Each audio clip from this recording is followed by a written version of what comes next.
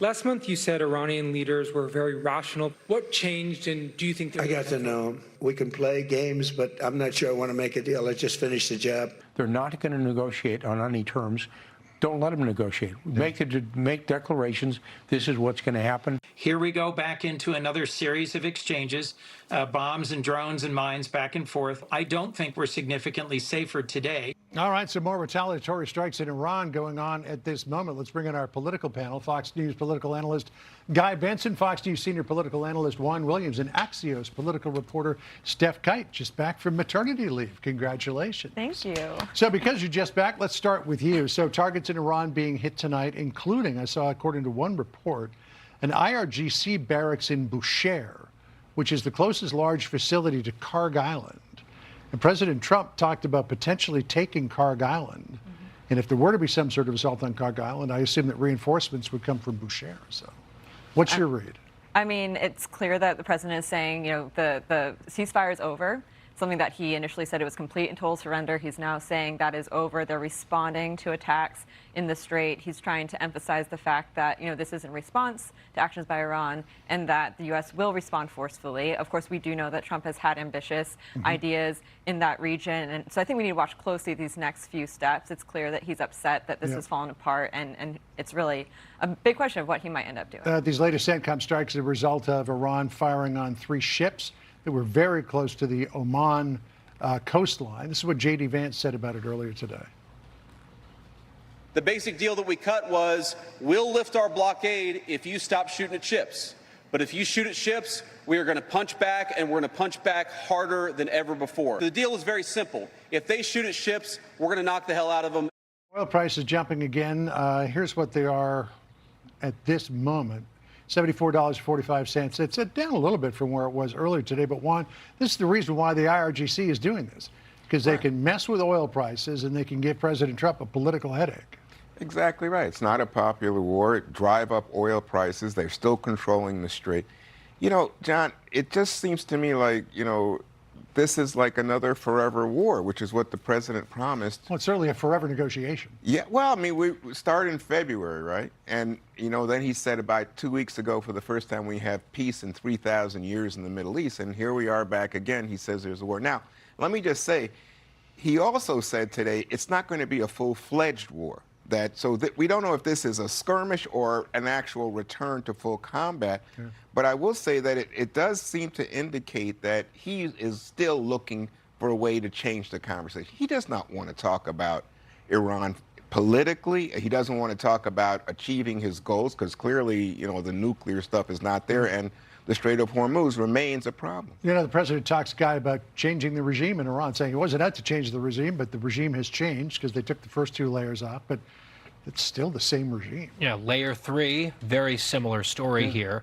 I think the distinction between one of the forever wars that he campaigned against and this is not boots on the ground. This is not an invasion. And to his credit, I think, what's the old lefty slogan, give peace a chance? He did. He really did.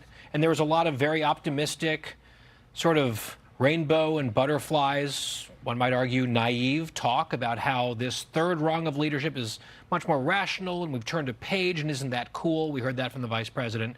And then this has been a hard dose of reality, once again, delivered by the regime itself, that this is what they do. They provoke, they lie, they escalate, they play games. And it sounds like President Trump has had it up to here with them.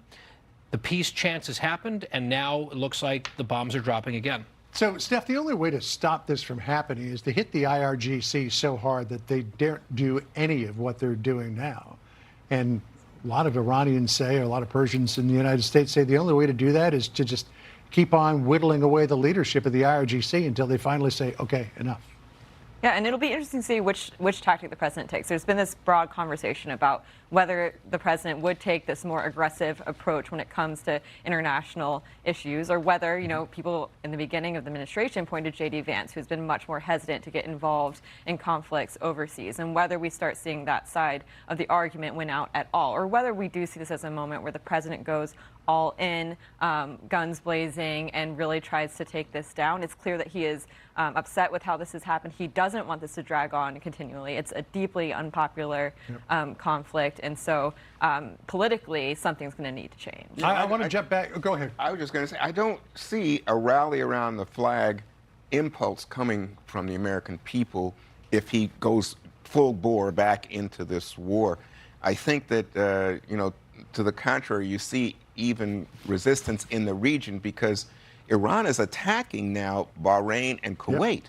And so this is destabilizing. This is explosive Except stuff. they haven't hit anything. Which But it's a problem. And the final point is, if you talk about Kharg Island and these other places, then I think we come to Guy's point.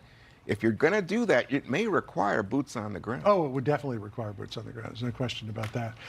The question is, what could the Iranians do about it? The president says nothing, and I think on that front he's right. I want to jump back to the Turkey NATO summit because there was a big development today when the president seemed to indicate that he's going to give Ukraine a license to produce its own Patriot missiles. Listen here. We're going to give a license to you to make Patriots. That's pretty cool, right? This way you can't complain that we're not giving them enough. I say, make them yourself. We haven't informed the company of that yet, but that'll work out all right. Well, yeah, Raytheon, they're always the last to know. But a lot of people are saying that if Ukraine were to be able to produce as many Patriot missiles as it needed, and they could do it very quickly, it might turn the tide of the war.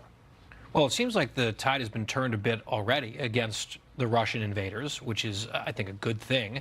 This would take some degree of ramp up, of course, and this could maybe be a landing place for the president politically where the Ukrainians are getting what they need from us, but not directly from us, where we're giving them a green light and selling them a bunch of material and that sort of thing. But things are not going well for Putin. Yeah. And one of the questions out there is he getting remotely accurate information from his generals on the battlefield? Because a lot of people who are describing this as, you know, Russian making very slow progress, plotting progress, or a stalemate, are now saying this is actually looking much better for the Ukrainians. And this, I'm sure, is a welcome development for Zelensky, who, by the way, Trump asked him, would you ever want to go to Moscow? And Zelensky said, oh, it's too dangerous because of all the Ukrainian drones flying over Moscow. Exactly. Pretty good line. I mean, there are a lot that are hitting oil depots there. Real quick, Steph, do you think that the president will make good on this promise? I mean, we have to see. This seemed like kind of an off-the-cuff moment. It seemed to be teasing things a little bit early. We'll see whether he follows through. This has been, you know, it's been on again, off again in his promises with Ukraine over the past several months and years. Well, if he does get the license, I think Zelensky will be a very happy man.